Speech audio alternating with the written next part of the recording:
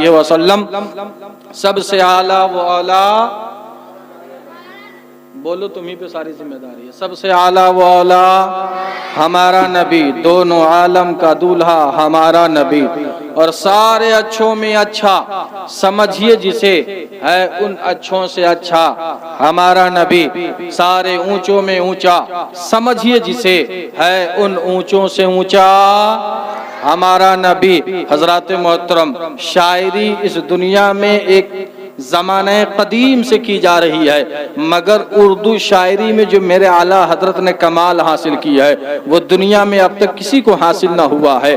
اعلیٰ حضرت کی شاعری کا انداز دیکھیں، اگر ایک ایک شعر کی تشریح کی جائے تو وقت بہت طویل چاہیے، مگر مختصر میں بتا دوں کہ اعلیٰ حضرت ہم اہل سنت والجماعت کے امام سیدی سرکار اعلیٰ حضرت کی ذات وہ ہے کہ جب آپ شاعری کرتے ہیں، ہم اور آپ کسی کی تعریف کرنے کے لیے کھڑے ہو جائیں تو مولانا حافظ ذاکر صاحب کی تعریف کرو گے تو وہاں پر میری برائی کر بیٹھو گے، اگر کسی دوسرے حضرت کی تعریف کرو گے تو دوسرے حضرت میں کمی نکالنا شروع کر دو گے، مگر اعلیٰ حضرت کے اندازی شاعری کو دیکھیے، پھر انشاءاللہ آیت کریمہ پر میں لٹوں گا کہ اعلیٰ حضرت فرماتے ہیں سب سے اعلیٰ و اولیٰ ہمارا نبی، دونوں عالم کا دولہا ہمارا نبی، اور سارے اچھوں میں اچھا، سمجھیے جسے حضرت عیسیٰ کے ماننے والوں نے حضرت عیسیٰ کو اچھا سمجھا مگر دیگر انبیاء کرام کو غلط ثابت کر دیا، اور اس طرح تفصیلی گفتگو ہو جائے گی۔ المختصر ہے کہ سب نے اپنے اپنے نبی کے مقام کو صرف بلند کیا ہے مگر دوسرے نبی کے مقام کو گھٹانے کی ناپاک کوشش کی ہے۔ ہمارا اور مزاج یہ ہوگا کہ جب ان کی تعریف کریں گے دوسری کی تعریف میں کمی کر دیں گے، مگر واہ رے اعلیٰ حضرت اور سنیوں اپنی مقدر پر قربان جاؤ کہ تم اس امام کے دامن سے وابستہ ہو، تم اس امام کے دامن سے جڑے ہوئے ہو کہ جو امام تمام نبیوں کو اچھا کہہ رہا ہے، مگر انداز شاعری دیکھے کہ حضرت آدم بھی اچھے ہیں، حضرت نوح بھی اچھے ہیں، حضرت عیسیٰ بھی اچھے ہیں، حضرت یحییٰ بھی اچھے ہیں، حضرت زکریا بھی اچھے ہیں، حضرت نوح بھی اچھے ہیں، حضرت ابراہیم بھی اچھے ہیں، حضرت اسماعیل بھی اچھے ہیں۔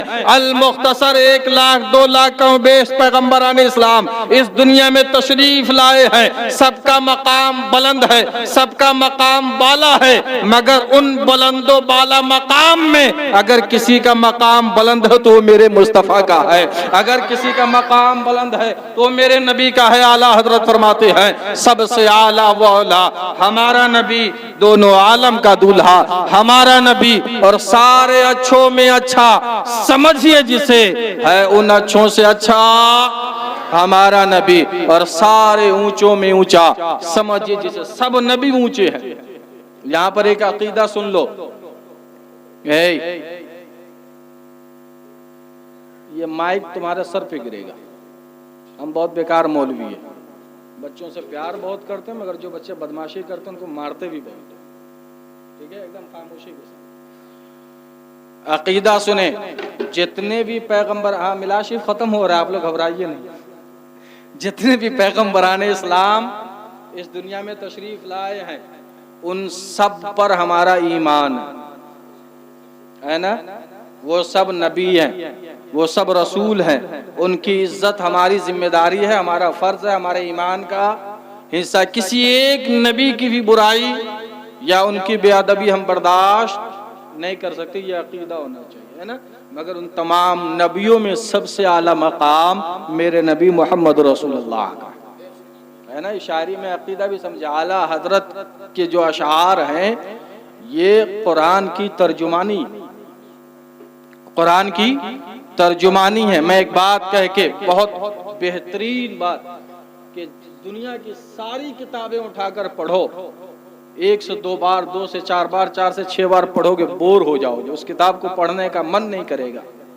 مگر قرآن شریف کو 1000 بھی پڑھو گے تو وہی لطف آئے گا جو پہلے آیا کرتا تھا۔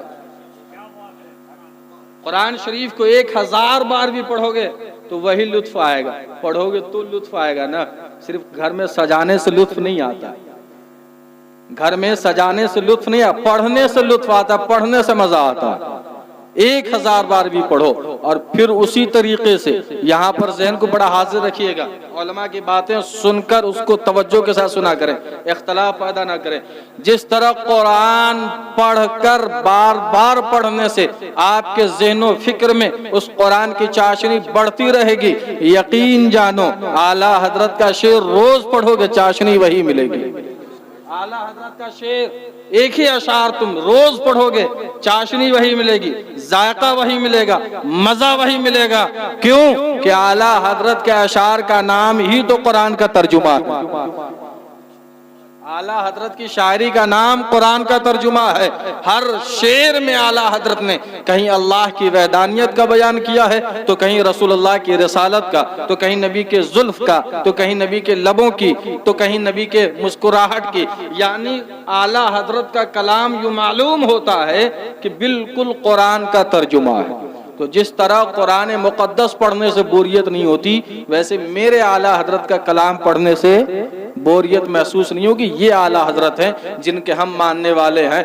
अशार तो आला हजरत ने बहुत कहे, मगर मुहिब्बे गिरामी ने जिस अशार के साथ मुझे बुलाया, इस अशार पे गुफ्तगू को मैं आगे बढ़ाते हुए कि सरवर कहूँ के मालिको, मौला कहूँ तुझे, बागे खलील का गुले ज़ेबा कहूँ तुझे, और लेकिन रज़ा ने ख़त्मे सुखन इस पे कर दिया, लेकिन रज़ा ने ख़त्मे सुखन इस पे कर दिया, खालिक का बंदा खल्क का आका कहूँ तुझे। खालिक का बंदा खल्क का आका कहूँ, क्या क्या कहूँ मेरे आका, मैं आपकी क्या तारीफ करूँ। बस इस पे बात खत्म कर देता हूँ कि अल्लाह के तो बंदे हैं, मगर हम तमाम मखलूक के आका हैं, हम सब के दाता हैं। ये है आला हजरत की शायरी। मैंने जो कहा ना कि मिलाद शरीफ का अदब किया करें, तो अब मैं एक शेर आपको सुना रहा हूँ। इस शायरी में बड़ा मज़ाहिया भी है और आपके लिए सबक भी है।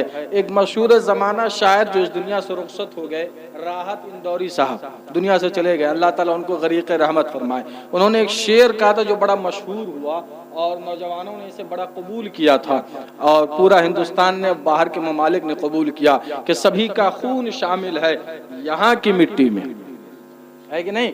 मोबाइल वाले लोग ज्यादा इस पर तवज्जो देंगे, वो इन अशार को बहुत सुनते हैं। हम लोग भी मोबाइल से जुड़े हुए हैं, इस वक्त की जरूरत है जुड़े रहना, मगर हमारा जुड़ना जो है वो दीन से जुड़ना है। आप जो मोबाइल में जुड़ते हैं तो दुनियावी बातों में जुड़े रहते हैं, दीन वाले बात से जुड़े रहिए, है कि नहीं।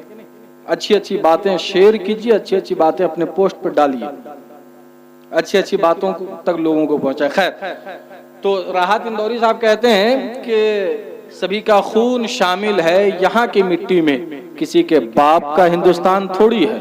तो इसी थोड़ी को अपने जहन में रखिएगा और 4 मिसरे समाअत कीजिए कि सभी का खून शामिल है यहाँ की मिट्टी में, किसी के बाप का हिंदुस्तान थोड़ी है। तो एक आशिक़ रसूल ने जब इस शेर को सुना तो उनकी आवाज ये निकली कि नबी पाक से बढ़कर किसी की शान थोड़ी है। सुभान अल्लाह, नबी पाक से बढ़कर किसी की शान थोड़ी है। मियाँ नाते नबी लिखना कोई आसान थोड़ी है। मियाँ नाते नबी लिखना अहले कलम, इनसे पूछें कि नाज शरीफ लिखना तलवार पे चलने के बराबर है। तो मियाँ नाते नबी लिखना कोई आसान थोड़ी है। अरे नबी के नाम लेवा हैं, नबी पर जान दे देंगे। नबी पाक से बढ़कर हमारी जान थोड़ी है, नबी पाक से बढ़कर हमारी जान थोड़ी है। और इसी थोड़ी को अपने नजर में रखें, जज़ाकुमुल्लाह खैर। इसी थोड़ी को अपने जहन में रखें। एक दूसरे आशिक़ रसूल ने जब सुना तो उनका कलम उठा और वो कहने लगे कि जिसे कागज कलम मयस्सर हो, जिसे कागज कलम मयस्सर हो और वो कागज कलम दोनों से काम ले ले, ऐसा थोड़ी है। यह अहले इल्म के लिए है।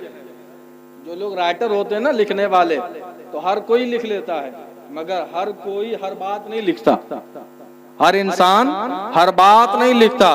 तो कहते हैं वो आशिक़ रसूल कि जिसे कागज कलम मयस्सर हो और वो कागज कलम से काम ले ले, ऐसा थोड़ी है। अब आप लोग शामिल हो जाएं कि जिसे कागज कलम मयस्सर हो और वो कागज कलम से काम ले ले, ऐसा थोड़ी है। और खुदा तौफीक देता है तो लब हरकत में आते हैं, हर कोई नबी का नाम ले ले, ऐसा थोड़ी है।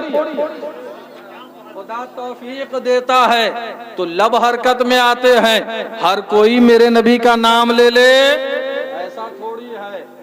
जिसे अल्लाह तौफीक देता है वही नबी का नाम लेता है और वही नबी की मजलिस सजाता है और वही नबी की मजलिस को सुनता है। मिजाज बना 10 मिनट बोल दूं कि सलातो सलाम पढ़ूं, है कि नहीं? दुरूद शरीफ पढ़ें फिर। सैयदना शफीआना मौलाना मुहम्मद मुबारक वसल्लम सलातों व सलामन अलैका या रसूल अल्लाह सल्लल्लाहु तआला अलैहि वसल्लम। हजरात मोहतरम, अकीदे पे चंद मिनटों की गुफ्तगू है और मदीने शरीफ से जुड़ी हुई बातें हैं। मैंने खुतबा मसरूना के बाद अल्लाह के मुक़द्दस कलाम कुरान शरीफ की तिलावत का शर्फ हासिल किया। रब्बे पाक इरशाद फरमाता है, वलौ अन्नहुम इज़ ज़लमू अनफुसहुम जाऊका फस्तगफरुल्लाह वस्तगफर लहुमुर रसूल लवजदुल्लाह तव्वाबुर रहीमा। ऐ सुन्नियों, अपनी मुक़द्दर पर नाज करो। ऐ बरेलवियों, अपने मुक़द्दर पर नाज करो कि जिस अकीदे को तुम फॉलो करते हो, जिस अकीदे को तुम मानते हो, आज दुनियाए इंसानियत में ये खलफशार पैदा किया गया कि मुस्तफ़ा जाने रहमत को कितना माना जाए। मुस्तफ़ा जाने रहमत की शान को लोगों ने तराजू में तौलना शुरू कर दिया और अब तो हद ये हो गए। इन बच्चों को जरा चुप करा दे, मुझे डिस्टर्ब होता है जब ये बोलते हैं तो मुझे डिस्टर्ब होता है। खामोश हो जा बेटा। मिलाद के बाद तुमको एक एक शकरपाला मेरी तरफ से एक्स्ट्रा मिल जाएगा, जितना देना उसमें से एक कम कर देना, फिर मेरी तरफ से बढ़ा देना। तो जरा खामोश हो जा 10 मिनट। कि दुनियाए इंसानियत में ये खलफशार पैदा हुआ। अब हद तो ये हो गई कि डायरेक्ट ये कहा जाने लगा कि मुस्तफ़ा अलैहिस्सलातु वस्सलाम का वसीला हराम है। सुन्नियों, अपना अकीदा दुरुस्त करो और फख्र से कहा करो कि हम सुन्नी है, हम बरेलवी हैं। और इस आयत करीमा को याद कर लो। हुफ़ाज़े किराम की जमात मौजूद है और बेहम्दिही ताला रमौल की सरजमीन है। यहाँ हर घर में, नहीं हर घर में तो फिल वक्त हर 2 घर छोड़कर एक हाफिज या एक आलिम मिल जाएगा इंशाअल्लाह। तो अपने हाफिजों से ये आयत करीमा याद कर लो और उन बदबख्तों, जालिमों, जाहिलों को ये आयत सुना देना जो तुम्हें कहा करते हैं कि नबी का वसीला हराम है, नबी से मांगना हराम है, नबी के सदक़े कुछ लेना हराम है। अरे सुनो, मैं कुरान सुना रहा हूँ, किसी आलिम की बात नहीं, और कुरान का तर्जुमा तुम्हें बता रहा हूँ। बेवसीला तुमको कुछ नहीं मिल सकता है। कुरान कहता है वलौ अन्नहुम इज़्ज़लमू अनफुसहुम, अल्लाह का कुरान ये कह रहा है, ऐ अल्लाह, ऐ महबूब, आप इन लोगों से कह दो कि जब तुम अपनी जानों पर जुल्म कर लो, जब तुम अपने आप को खताओं में डुबा लो, जब तुम अपने आप को गुनाहों में मुलव्विस कर लो, तो ऐ महबूब आप इनसे कह दें कि ये आपकी बारगाह में हाजिर हुआ करें। सुभान अल्लाह।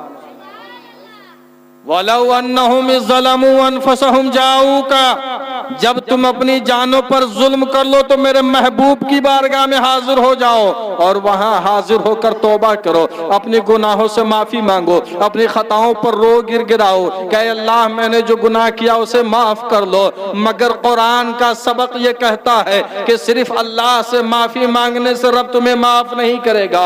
इसी कुरान पाक का आयत करीमा जो मैंने पढ़ी है, इसका आखिरी टुकड़ा ये है कि वलौ अन्नहुम इज़्ज़लमू अनफुसहुम जाऊका फस्तगफरुल्लाह वस्तगफरा लहुमुर रसूल लवजदुल्लाह तव्वाबर रहीमा। ऐ महबूब, जब ये अपने गुनाहों से तौबा करें तब आप इनकी सिफारिश करें। जब महबूब तुम इनकी सिफारिश करोगे तब ये अल्लाह ताला को तौबा कबूल करने वाला बड़ा मेहरबान पाएंगे। आसान लफ्जों में समझा दूं तो मेरा रब ये कह रहा है, ऐ मेरे बंदो, गुनाह तुमने कर लिया है, खताएं तुमने की है, लग़्ज़िशें तुमसे हुई है, नमाज तुमने छोड़ दी है, रोजा तुमने छोड़ा है, बीवियों पर जुल्म तुमने किया है, पड़ोसियों पर जुल्म तुमने किया है, दूसरों का जमीन तुमने छीन लिया है।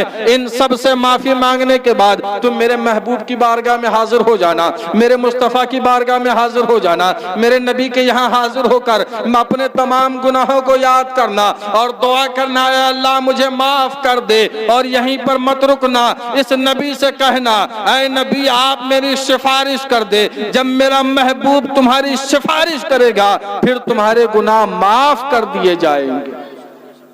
ये कुरान का तर्जुमा है। इस आयत करीमा को हर सुन्नी याद रखे। ہے کہ نہیں؟ وَلَوْ أَنَّهُمْ ظَلَمُوا أَنفُسَهُمْ جَاءُوكَ فَاسْتَغْفَرُوا اللَّهَ وَاسْتَغْفَرَ لَهُمُ الرَّسُولُ لَوَجَدُوا اللَّهَ تَوَّابًا رَحِيمًا۔ جب رسول تمہاری سفارش کریں گے، جب رسول تمہاری شفاعت کریں گے، پھر تمہارے گناہ معاف کیے جائیں گے۔ اس آیت کریمہ سے صاف واضح ہو گئی، جب تک میرے نبی میری سفارش نہ کریں گے، چاہے جتنے سجدے کرتے رہو قبول نہیں ہونا۔ شفاعت مصطفیٰ کے در سے ملنی ہے، شفاعت کا دروازہ میرے مصطفیٰ علیہ السلام کے پاس ہے۔ تو مصطفیٰ کے پاس حاضر ہو کر اپنی گناہوں سے توبہ کرو۔ اب کوئی غریب سنی مسلمان ہے جو نہیں جا سکتا، مگر ایک بات رک کر کہہ دیتا ہوں، مدینے جانے میں پیسے کی ضرورت نہیں پڑے گی۔ مدینہ شریف کی حاضری کے لیے پیسوں کی نہیں ضرورت پڑے گی، مال و زر کی ضرورت نہیں پڑے گی۔ اگر مدینے کی حاضری کے لیے پیسہ چاہیے تھا تو اے پی جی عبدالکلام اس دنیا سے چلے گئے، اللہ ان کی گناہوں کو معاف کرے۔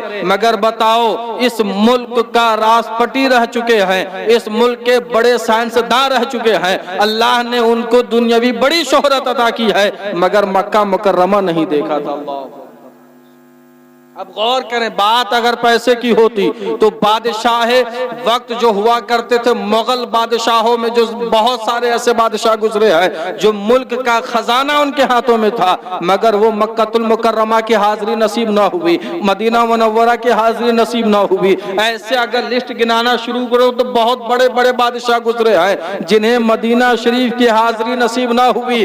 اور صرف بادشاہوں کو چھوڑو، اپنی نگاہیں اٹھا کر دیکھ لو تو آج بھی تمہیں اپنے شہروں میں، اپنے ملک میں، اپنے ضلع میں ایسے لوگ مل جائیں گے جن کے پاس آپ سے زیادہ دولت ہے، مگر جن کے پاس آپ سے کم دولت ہے، مگر ان کی حاضری مدینہ شریف ہو گئی ہے۔ تو میرا ایمان یہ کہتا ہے کہ مدینہ شریف کی حاضری، روضہ رسول کو چومنے کا موقع، خانہ کعبے کا طواف، خانہ کعبے کے غلاف کو چومنے کے موقع پر پیسے کی ضرورت نہیں ہے۔ ارے سنیوں، اپنے دل میں چراغ مصطفیٰ روشن کرو اور ہر نماز میں یہ دعا کیا کرو کہ دکھا دے یا الہی وہ مدینہ کیسی بستی ہے جہاں پہ رات و دن مولا تیری رحمت برستی ہے۔ جب ایک بندہ مومن صدق دل سے، سچے من سے ہر نماز میں یہ دعا کرے گا تو یقین جانو رب تعالیٰ اسے گنبد خضرا کی زیارت نصیب کرے گا۔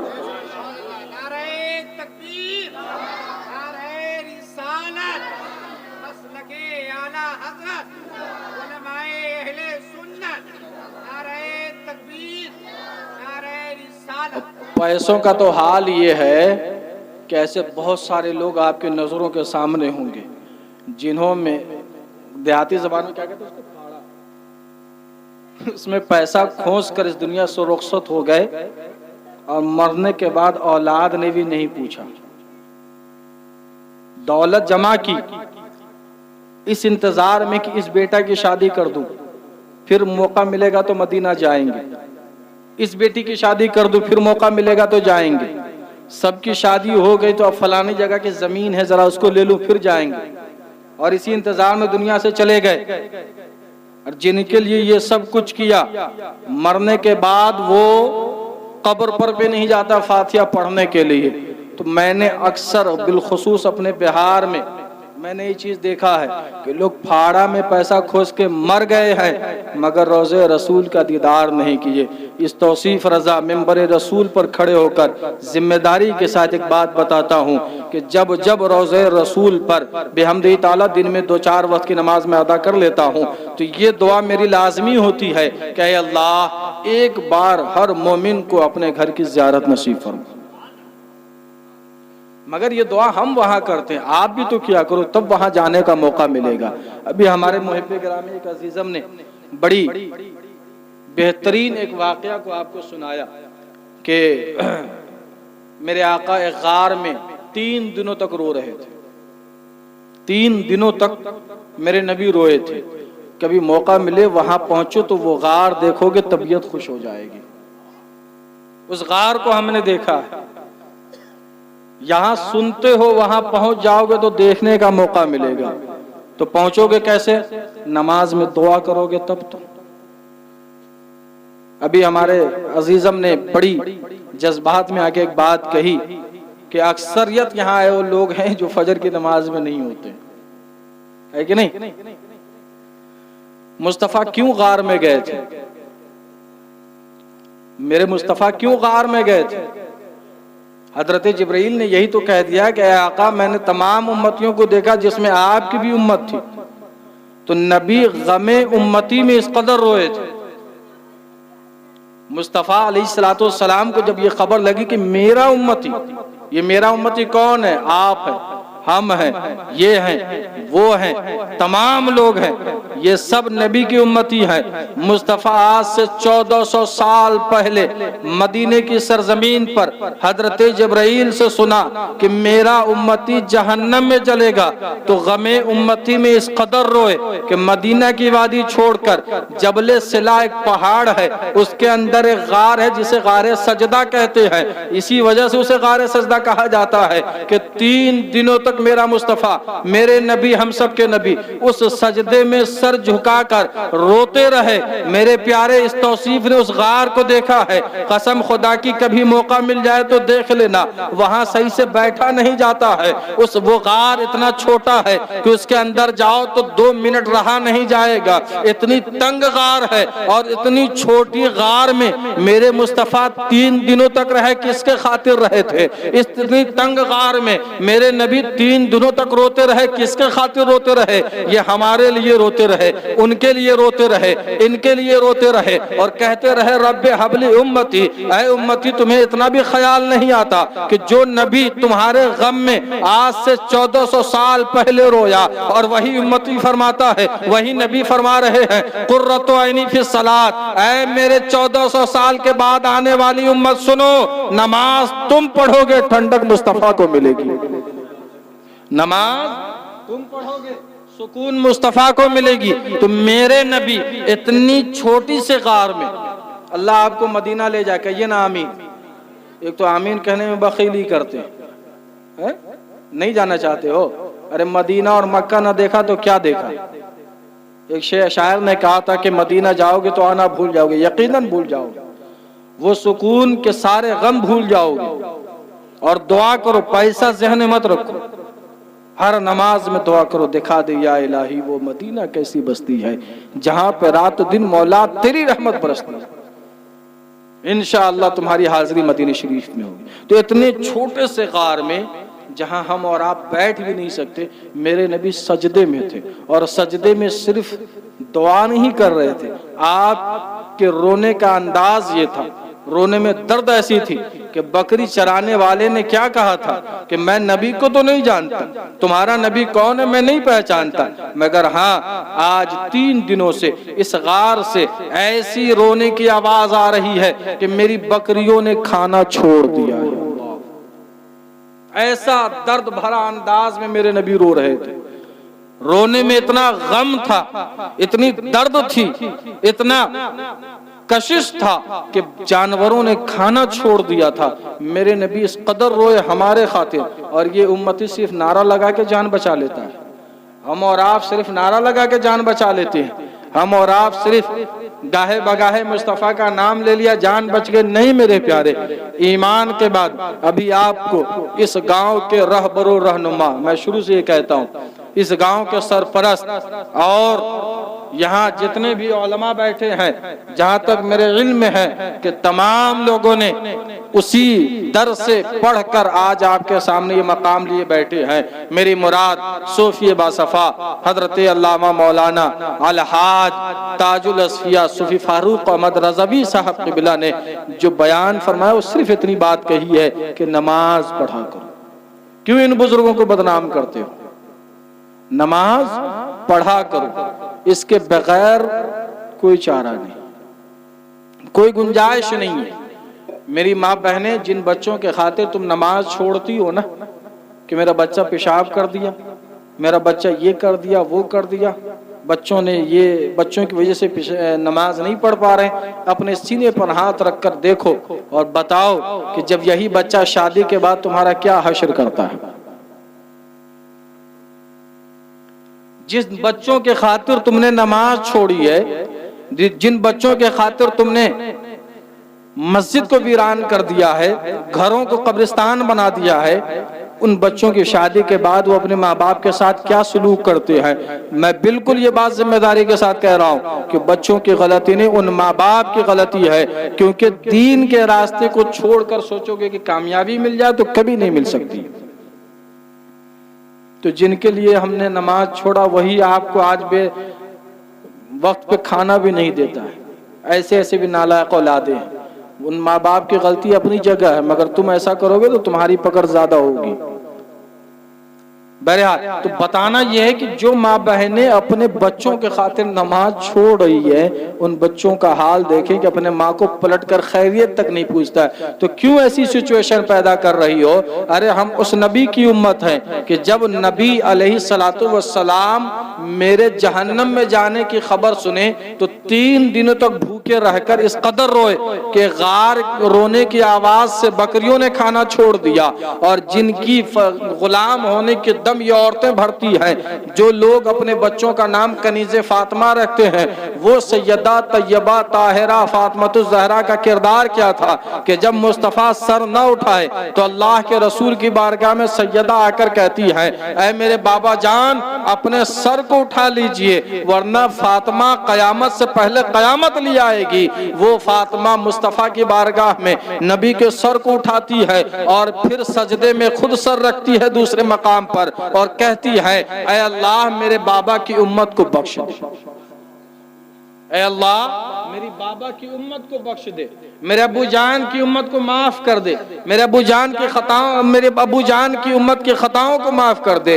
میرے بھائی جو فاطمہ تمہارے لیے روتی رہی، جو فاطمہ کے بابا نبی آخر زمان ہمارے لیے روتے رہے، آج امت محمدیہ اتنی بے خوف ہو گئی ہے کہ وہ نماز سے دوری اختیار کی ہوئی ہے۔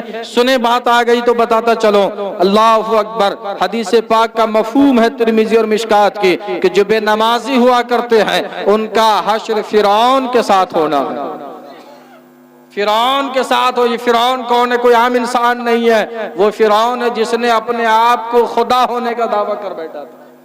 جو بے نمازی ہیں وہ اپنا حشر شداد کے ساتھ پائیں گے، پھر وہ بے نمازی عورت ہو یا مرد دونوں کے اوپر یہی حکم ہے، جو بے نمازی ہے وہ اپنا حشر شداد کے ساتھ پائیں گے، فرعون کے ساتھ پائیں گے، وہ اپنا حشر ایسے ظالموں کے ساتھ پائیں گے۔ میرے بھائی تمہیں یہ آسان لگتا اور صرف یہیں تک محدود نہ رہا، ایک حدیث پاک کا مفہوم بتا دو، ذہن میں تازہ تازہ آیا ہے۔ اللہ اکبر، جب موت آئے گی اور اس سے کوئی نہیں بچ سکا ہے، ہر ماں بہنیں، ہر بھائی اس دنیا سے رخصت ہونا ہے، قبر کی منزل طے کرنے کے بعد جب اللہ کے فرشتے تمہارے پاس آئیں گے، سب کے سب تمہیں چھوڑ کر چلے جائیں گے۔ اب بارگاہ خداوندی کی طرف سے ایک فرشتہ نمودار ہوتا ہے اور وہ کہتا ہے کہ میں اللہ کی طرف سے بھیجا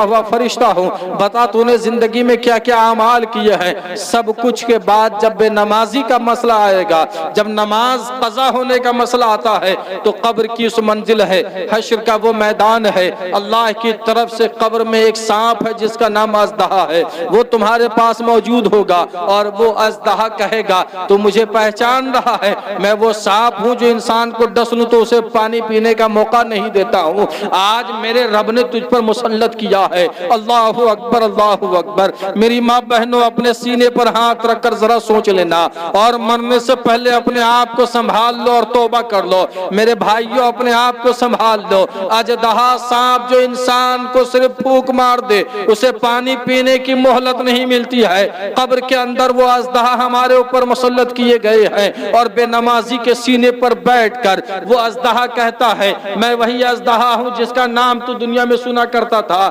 آج میرے رب نے تجھ پر مسلط کیا ہے۔ فجر کی اذان ہوئی ہے، وہ اژدہا سانپ تمہارے سامنے کھڑا ہے اور کہتا ہے، یہ ترمذی اور مشکات کی حدیث کا مفہوم بتا رہا ہوں، قسم خدا کی اپنے گھر سے نہیں یا کوئی روایت نہیں ہے، یہ حدیث کا مفہوم ہے۔ وہ اژدہا کہتا ہے کہ میں وہ اژدہا ہوں جو تجھے ڈسنے کے لیے آیا ہوں اور میرے رب نے تجھ پہ مسلط کیا ہے۔ فجر کی اذان ہو گئی ہے، سن، تو فجر کی اذان ہوتی رہی اور تو اپنے بستر میں سوتا رہا، نماز کے لیے مسجد میں نہ آیا ہے، اب میرے رب نے حکم دیا ہے کہ میں فجر سے لے کر ظہر تک تجھے ڈستا رہوں، میں تجھے کاٹتا رہوں۔ میں ایک بات بتا کر اور گزر جاؤں، میرے پیارے، یہ میدان حشر ہے یعنی قبر کی منزل ہے، ہے یہاں سانپ ڈسے گا تو موت نہیں آنی ہے، چونکہ موت آ چکی ہے، اب وہ زندگی ابدی زندگی ہے، اب تمہیں سانپ ڈسے گا تکلیف ہوگی، بے چینی ہوگی، بے قراری ہوگی، اس قدر پریشان ہوگو کہ اپنے رب کو پکار رہے ہوگے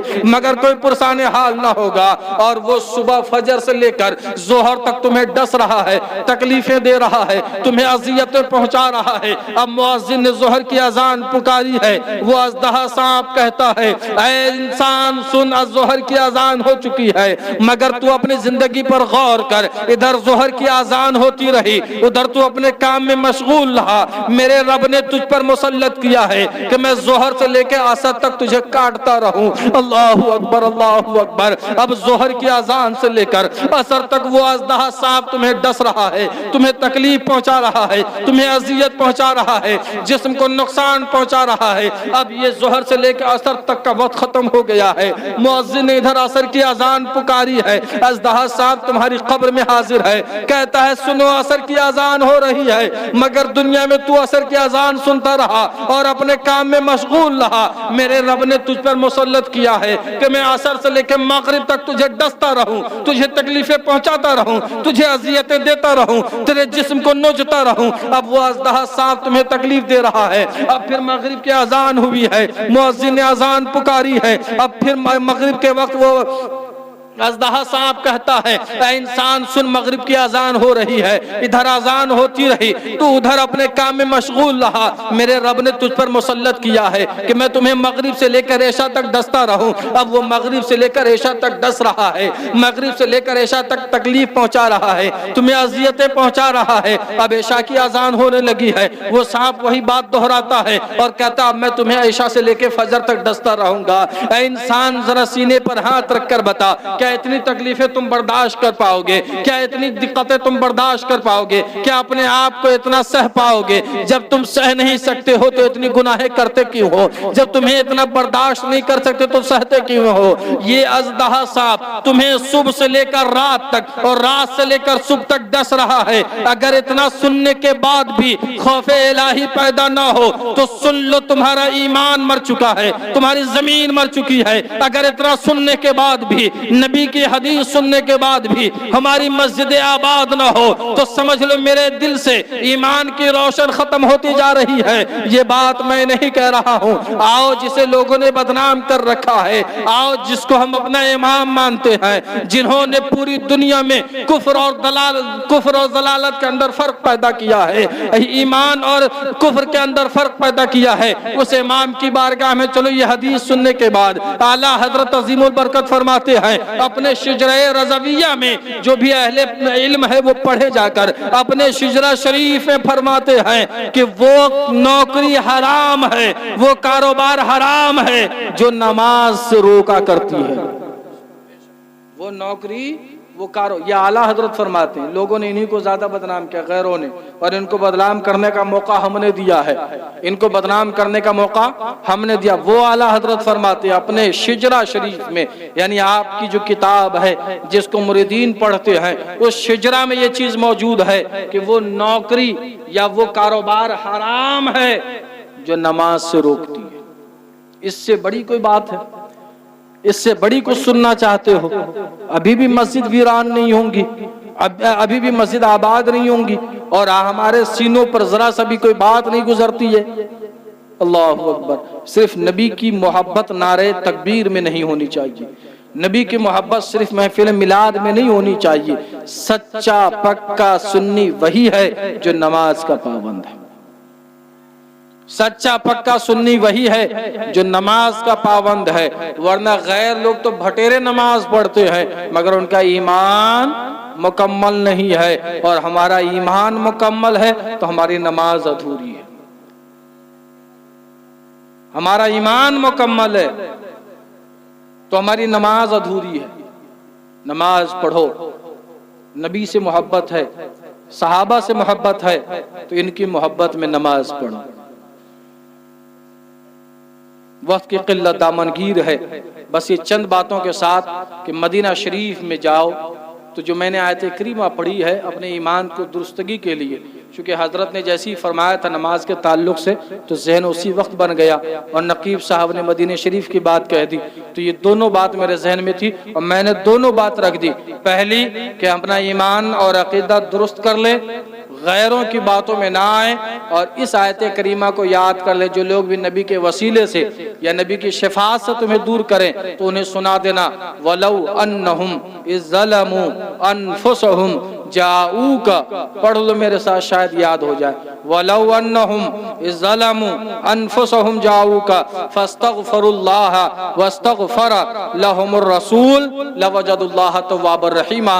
اے میرے محبوب آپ ان سے کہہ دیں کہ جب اپنی جانوں پر ظلم کرو تو کہاں حاضر ہو؟ مصطفیٰ کی بارگاہ میں حاضر ہو، مصطفیٰ کی بارگاہ میں حاضر ہو، اپنی گناہوں سے توبہ کرے۔ جانوں پر ظلم کیا ہے؟ نماز نہ پڑھنا یہ اپنی جان پر ظلم ہے۔ ظلم سے مراد یہ مت سمجھنا کہ کسی کو قتل کر دینا ہی ظلم ہے، کسی کو مار ڈالنا ظلم ہے، کسی کی زمین چھین لینا ظلم ہے، یہ سب تو ہے ہی، مگر جانوں پر ظلم سب سے بڑا کوئی ہے تو وہ نماز نہ پڑھنا اپنی جان پر ظلم۔ وَلَوْ أَنَّهُمْ إِذْ ظَلَمُوا أَنفُسَهُمْ، جب تم اپنی جانوں پر ظلم کر لو تو ظلم سے مراد نماز نہ پڑھنا اپنی جان پر ظلم ہے۔ اگر مالک نصاب ہیں زکوٰۃ نہ دینا اپنی جان پر ظلم ہے، اگر صاحب استطاعت ہیں حج نہ کرنا اپنی جان پر ظلم ہے، اگر اللہ نے طاقت دی ہے کسی غریب کی مدد نہ کرنا اپنی جان پر ظلم ہے۔ اب دوسری طرف آ جاؤ تو کسی کا ناحق زمین چھین لینا اپنی جان پر ظلم ہے، کسی کو خواہ مخواہ پریشان کرنا اپنی جان پر ظلم ہے، کسی کے ساتھ بے تکی باتیں کرنا اپنی جان پر ظلم ہے، کسی کو ستانا اپنی جان پر ظلم ہے۔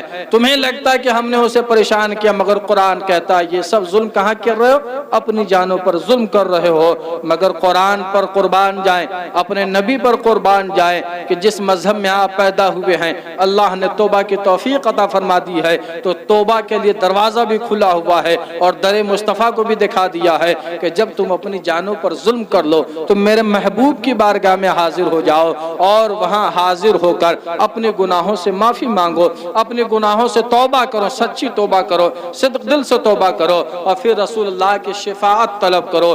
یوں کہہ لو سنیوں کی زبان میں کہ یا رسول اللہ انظر حالنا، یا رسول اللہ انظر حالنا، یا حبیب اللہ اسمع قالنا، اننی فی بحر غم مغرۃ سہل لنا اشقالنا، یعنی آسان لفظوں میں کہ اللہ کے نبی ہمارے حال پر کرم فرمائی، ہے کہ نہیں؟ اب بچوں کے لیے رات ہو گئی، تھوڑا سا آپ ہو جائے، اے اللہ کے نبی ہمارے حال پر کرم فرمائیے۔ یقین جانو جب مصطفیٰ شفاعت کریں گے تبھی تمہیں شفاعت ملے گی، یعنی گناہوں سے معافی ملے گی۔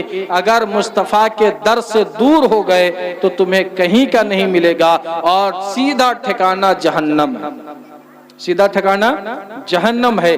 تو مصطفیٰ کے در پر خانہ کعبہ کی طواف کی حاضری کے لیے میری یہ بات بڑی عقیدت کے ساتھ سنو اور یہ دل میں تمنا پیدا کرو۔ ان سب کا ایک ایک سکرت والا کم کر دینا ہے، کیا بدتمیزی ہے۔ مصطفیٰ کے در پر حاضری کی دل سے تمنا کرو، دل سے آرزو کرو، ہے کہ نہیں؟ یقین جانو جتنی جستجو کے ساتھ ہم نوکری تلاشتے ہیں نا، جتنی محنت کے ساتھ ہم رزق تلاشتے ہیں، اسی محنت کے ساتھ عمرے کی سعادت مانگو، حج کی توفیق مانگو۔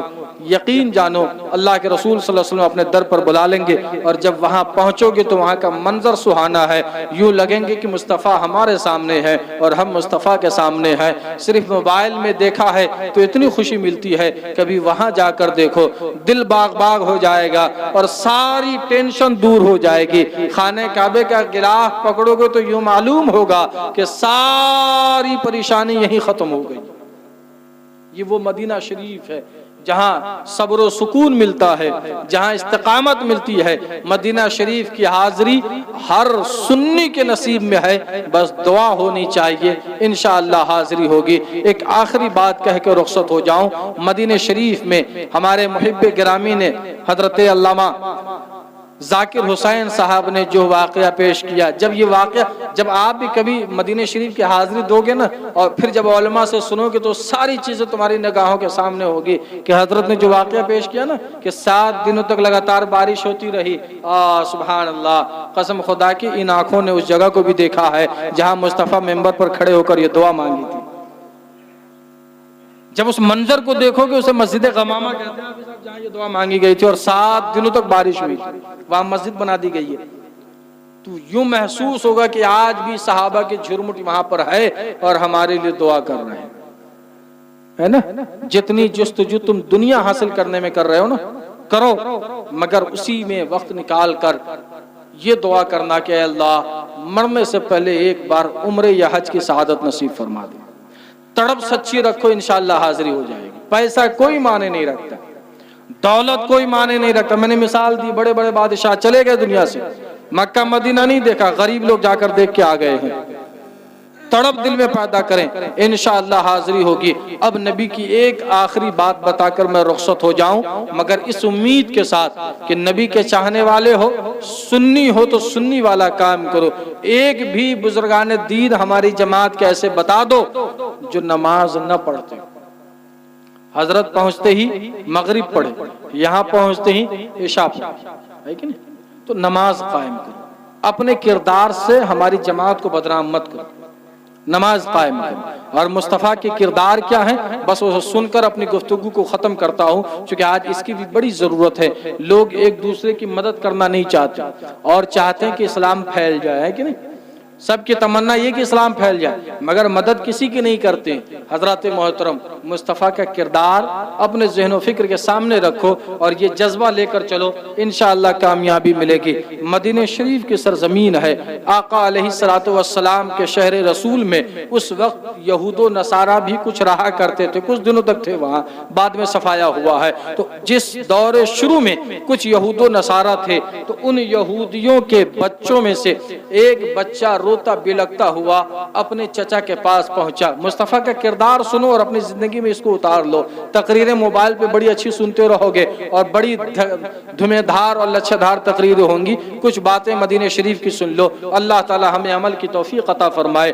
میرے آقا علیہ الصلوۃ والسلام کے شہر رسول میں ایک شخص ہے جس کا بچہ روتا ہوا اپنے چچا کے پاس جاتا ہے اور کہتا ہے، چچا، سگے چچا، خونی چچا کے پاس، کہ چچا جان میرے باپ کا انتقال ہو گیا، یہودی ہے، چچا جان میرے باپ کا انتقال ہو گیا ہے، وہ دنیا سے چلا گیا، میں یتیم ہو گیا، زمانہ گزر گیا ہے، میری ماں کے اوپر غربتی کا یہ وہ دور ہے کہ اس نے جو چادر اوڑھ رکھی ہے بدن چھپانے کے لیے، وہ چادر پھٹ چکے ہیں۔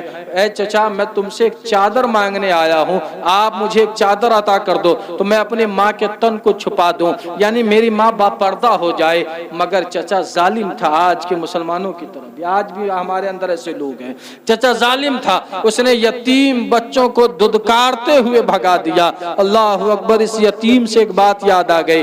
مصطفیٰ علیہ الصلوۃ والسلام کی بارگاہ میں ایک شخص پہنچا، کہنے لگا، یا رسول اللہ، میرا بچہ کھو گیا ہے۔ اللہ کے رسول فرماتے ہیں، فلاں جگہ چلے جاؤ، تمہارا بچہ ہوگا۔ جب وہ جانے لگا، وہ صحابی رسول، تو میرے آقا فرماتے ہیں، سنو، وہاں جا تو رہے ہو مگر تمہارے بچے بہت سارے بچوں کے درمیان موجود ہیں، یعنی کئی بچوں کے ساتھ کھیل رہا ہے۔ جب جانا تو تم کئی دنوں سے اپنے بچے کو تلاش رہے ہو، باپ کی محبت وہاں پر مت دکھانا۔ کہ یا رسول اللہ، میں کئی دنوں سے بچے کو تلاش رہا ہوں، جب میرا بچہ مجھے دکھے گا تو مجھ سے رہا نہیں جائے گا۔ میرے آقا فرماتے ہیں، سنو، تم اپنے دل میں اس بات کو دبا کے رکھنا، اس بچے کو لے کر آنا اور اپنے گھر پر خوب پیار کرنا، جتنا چاہے پیار اتارنا، مگر وہاں مت یہ پیار دکھانا۔ میرے آقا نے جب یہ بات کہی تو وہ صحابی رسول کہتے ہیں، یا رسول اللہ، آخر وجہ کیا ہے، اس بات میں حکمت کیا ہے؟ میرے پیارے نبی کے دیوانے، سنو، اپنے اندر یہ چیزیں پیدا کرو، صرف نعرہ لگانے سے نہیں ہوگا۔ میرے آقا فرماتے، سنو، تم جو جا رہے ہو وہاں کئی محلے کے کئی بچے کھیل رہے رہے ہوں گے وہاں ہو سکتا ہے کوئی ایسا بچہ ہو جس کا باپ دنیا سے چلا گیا ہے, وہ یتیم ہوگا, اس کا باپ نہیں ہوگا. تم اپنے بچوں سے ملو گے, اس سے پیار دکھاؤ گے تو اس کے دل میں یہ شوق پیدا ہوگا اور یہ خلش پیدا ہوگی, کاش میرا باپ ہوتا تو مجھے بھی یوں ہی پیار کرتا, میرا باپ زندہ ہوتا تو مجھے بھی ایسے سینے سے لگاتا. تو اسے تکلیف ہوگی. تم اپنے بچے سے وہاں پر پیار مت کرنا, اپنے گھر جا کر پیار کرنا. یہ سبق مصطفیٰ نے دیا ہے کہ کسی یتیم کو احساس مت ہونے دو کہ وہ یتیم ہے. آج ہم اسے احساس نہیں, اسے جتلاتے ہیں کہ تیرا باپ نہیں ہے, اسے درد دیتے ہیں کہ تیرا باپ نہیں ہے. میرا دین یہ نہیں سکھاتا, میرا دین یہ سکھاتا ہے کہ یتیم کے سر پر ہاتھ رکھا کرو اور اس کا سہارا بنو. یہ مصطفیٰ نے سکھایا ہے. المختصر ہے, میرے آقا علیہ الصلوۃ والسلام کے شہر میں وہ یتیم بچہ اپنے چچا کے پاس گیا اور کہتا ہے میرے چچا مجھے چادر دو. چچا نے دھتکار کر بھگا دیا اور وہ روتا ہوا چہرہ لے کر اپنے گھر لوٹ رہا تھا. تو کسی راہی نے رو کر کہا اے شہزادے کیوں رو رہے ہو؟ اب یہاں سے سننا میرے پیارے میری ماں بہنیں, اے شہزادے کیوں رو رہے ہو؟ تو اس نے سارا واقعہ بیان کرتے ہوئے کہتا ہے کہ میری ماں بہت پریشان ہے اور چادر پھٹ گئے ہیں. اس صحابی نے ساری بات سنی اور کہنے لگے سنو, گھر مت جاؤ, جاؤ فلاں جگہ پر چلے جاؤ, فلاں ایک بزرگ رہتے ہیں, یعنی مصطفیٰ کا ایڈریس دیا جا رہا ہے, محمد ابن عبداللہ رہتے ہیں, تم ان کے پاس جا کر اپنی پریشانی بتاؤ, یقین جانو وہ تمہاری شکایت ضرور سنے گا. سبحان اللہ سبحان اللہ. وہ بچہ اپنے ماں کے پاس گیا, فرمانبردار بچہ تھا, اپنی ماں کا وفادار تھا اور کہنے لگا اے میری ماں میں نے اپنے چچا سے سوال کیا, چچا نے دھتکار دیا. بڑے شارٹ میں بتا رہا ہوں, چچا نے مجھے دھتکار کے بھگایا ہے, مجھ پر ظلم کر کے بھگایا ہے, مگر ہاں مدینے میں کوئی ایسا شخص ہے جو سب کی مدد کرتا ہے, اگر آپ کی اجازت ہو تو میں چل کر اس سے مدد لے کر آ جاؤں, مگر میں نے سنا ہے کہ وہ محمد ابن عبداللہ نام کا شخص ہے. ماں نے جب یہ نام سنا ہے کہنے لگی بیٹا تمہیں معلوم ہے وہ محمد ابن عبداللہ کون ہے؟ کہا مجھے نہیں معلوم ہے. وہ ماں کہتی ہے محمد ابن عبداللہ ایک مسلمان ہے, یعنی ایمان والا ہے, اس کا دین الگ ہے, اس کا مذہب الگ ہے, اور سنا ہے جو اس کو دیکھتا ہے اسی کا ہو جاتا ہے. اے بیٹا میں ایک چادر کے لیے اپنا دین نہیں بدلوں گی. اللہ اکبر. اس جملے پہ ذرا غور کرنا. وہ ماں کہتی ہے میں ایک چادر کے لیے اپنا دین نہیں بدلوں گی, کیونکہ تو جائے گا چادر مانگنے کے لیے, محمد تمہاری مدد تو کر دیں گے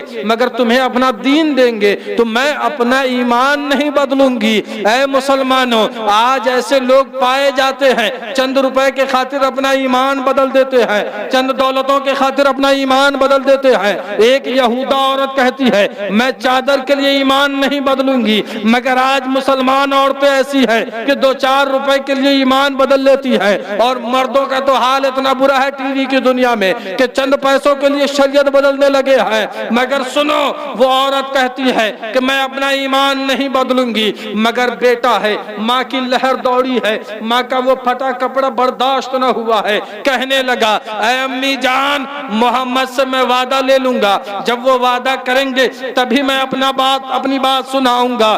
باپ بیٹا اصرار کرنے لگا. ماں نے وعدہ لیا بیٹا وعدہ کرو اپنا دین نہیں بدلو گے, اپنا مذہب نہیں بدلو گے, تب تمہیں اجازت ہے.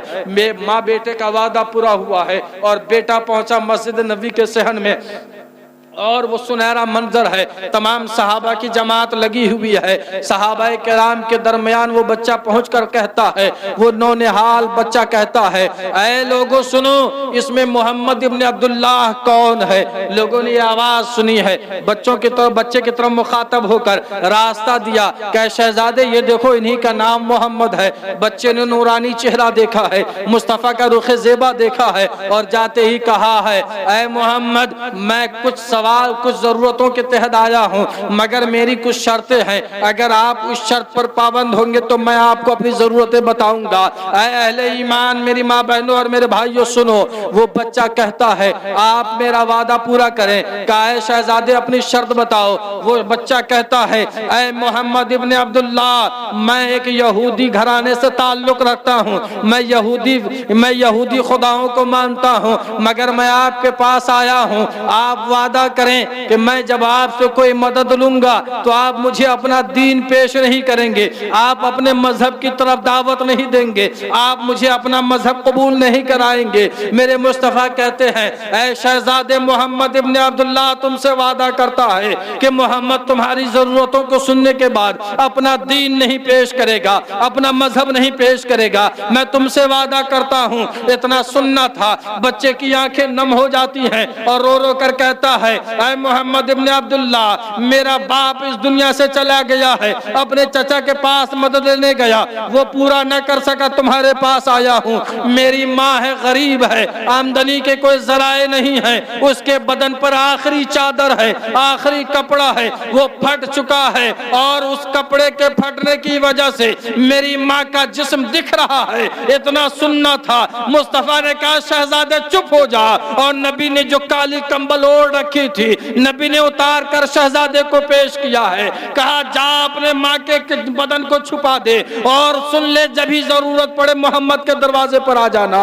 اتنا سننا تھا۔ وہ بچہ کالی کمبل لیتا ہے اور اپنی ماں کے پاس جاتا ہے اور اپنی ماں کو اوڑھا دیتا ہے۔ اس کی ماں چادر اوڑھ کر کہتی ہے بیٹا یہ بتا اپنا ایمان تو نہیں بدلا ہے، اپنا دین تو نہیں بدلا ہے؟ وہ بچہ کہتا ہے اے امی جان، تم تو محمد کے بارے میں نہ جانے کیسی کیسی باتیں کیا کرتی تھی، مگر میں نے محمد کو آدھی بات سنائی اور محمد نے میری مدد کر دی ہے، اور اپنے وعدے کے مطابق محمد مجھے اپنا دین نہیں دیا ہے، محمد نے اسلام نہیں دیا ہے۔ جب ماں نے اتنا سنا تھا تو کہا ہے بیٹا، جو محمد بغیر دین کے، بغیر مطلب کے، بغیر مفاد کے اور بغیر تمہارے مذہب کو جانے بغیر تمہاری مدد کر رہا ہے، یقیناً اسی محمد کا دین حق پر ہے، اور چلو اسی نبی کا دین قبول کر لیتے ہیں۔ اب دونوں ماں بیٹے آتے ہیں، محمد کی بارگاہ میں آتے ہیں، کہتے ہیں اے محمد، میرے جیٹھ نے یعنی میرے شوہر کے بھائی نے مدد نہ کی ہے، آپ نے ایک غیر کی مدد کر دی ہے، یقیناً آپ حق پر ہو، اب مجھے دیر نہ کرو، اسلام قبول کرا دو، مجھے اپنے دین میں داخل کرا دو۔ وہ عورت کہتی ہے مصطفیٰ علیہ السلام اسے اپنے دین میں قبول کر لیتے ہیں۔ پتہ یہ چلا کسی غریب کی مدد کرتے وقت اس کا دین بھی نہ پوچھا کرو، اس کی ذات بھی نہ پوچھا کرو، اس کی ضرورتیں بھی نہ پوچھا کرو۔ اللہ کے لیے مدد تم کرو گے، اس کے دل میں اللہ تمہاری محبتیں ڈال دے گا۔ مدد تم اللہ کے لیے کرو۔ مصطفیٰ نے دین یوں پھیلایا ہے، دعوت تبلیغ آپ کرتے رہے، مگر جب ایسے مقام آئے تو آپ نے بے لوث لوگوں کی مدد کی ہے۔ یہ جذبہ اپنے اندر پیدا کرو۔ آج ہم اپنے بھائی کی مدد بغیر مفاد کے نہیں کرتے، اپنے پڑوسی کی مدد بغیر مفاد کے نہیں کرتے، اور دوسروں کی بات تو چھوڑو میرے پیارے، اپنے ایمان پر اٹل رہو، اپنے ایمان پر اٹل رہو۔ جو مذہب اسلام ہمیں ملا ہے اور جو عقیدہ ملا ہے اس پر قائم رہو، مگر جب مدد کی کسی کی بات آئے، کسی مذہب کی بات آئے، کسی کی بات آئے، ہندو ہو، سکھ ہو، عیسائی ہو، کوئی بھی ہو، مالی ہو، جانی ہو، امدادی ہو، فوراً بڑھ کر مدد کیا کرو۔ یہی مصطفیٰ کا دین سکھاتا ہے۔ اللہ تبارک و تعالیٰ سے دو ایمان پر اٹل رہنا، مدد کے چکر میں بدل نہیں جانا ہے، مگر اپنا ایمان اور اپنا عقیدہ مضبوط رہے، مدد ساری دنیا کی کرو۔ یہی مصطفیٰ نے، صحابہ نے سکھایا ہے۔ اللہ تبارک و تعالیٰ سے دعا ہے کہ مولا تعالیٰ ہم تمام لوگوں کو بے لوث ایک دوسرے کی محبت اور امداد کی توفیق عطا فرمائے، اور اس بیان میں کسی بھی قسم کی کوئی غلطی گستاخی ہوئی ہو اللہ تعالیٰ اسے معاف فرمائے، اور جو کچھ بھی میں نے حق اور سچ کہا ہے اللہ ہمیں اور آپ کو عمل کی توفیق عطا فرمائے۔ اللہ تعالیٰ ہم سب لوگوں کو نماز کا پابند بنائے۔ سچا پکا سنی وہی ہے جو نماز کا پابند ہے، ورنہ حلوہ کھانے کے لیے پورا شہر دیوانہ ہے، گوشت کی باری آئی تو کوئی ایک ہی نکلا۔ یہ واقعہ لمبا ہے، بس اس جملے سے سن لو، ٹھیک ہے؟ تو سچا پکا سنی کون ہے؟ جو نماز کا پابند ہے۔ اپنے اندر، اپنے گھروں میں اپنی ماں بہنوں کو نماز کی پابندی کرائیں، پھر دیکھیں زندگی کا لطف اور ہوگا۔ اللہ تعالی ہم کو سب سے پہلے مجھے عمل کی توفیق عطا فرمائے، وہ بعد آپ تمامی حضرات کو عمل کی توفیق عطا فرمائے۔ سرکار مفتی اعظم عالم ارشاد فرماتے ہیں کہ مولا دل کا جنگ چھڑا، قلب نوری پائے جلا، دل کو کر دے آئینہ، جس میں چمکے یہ کلمہ حق لا الہ الا اللہ محمد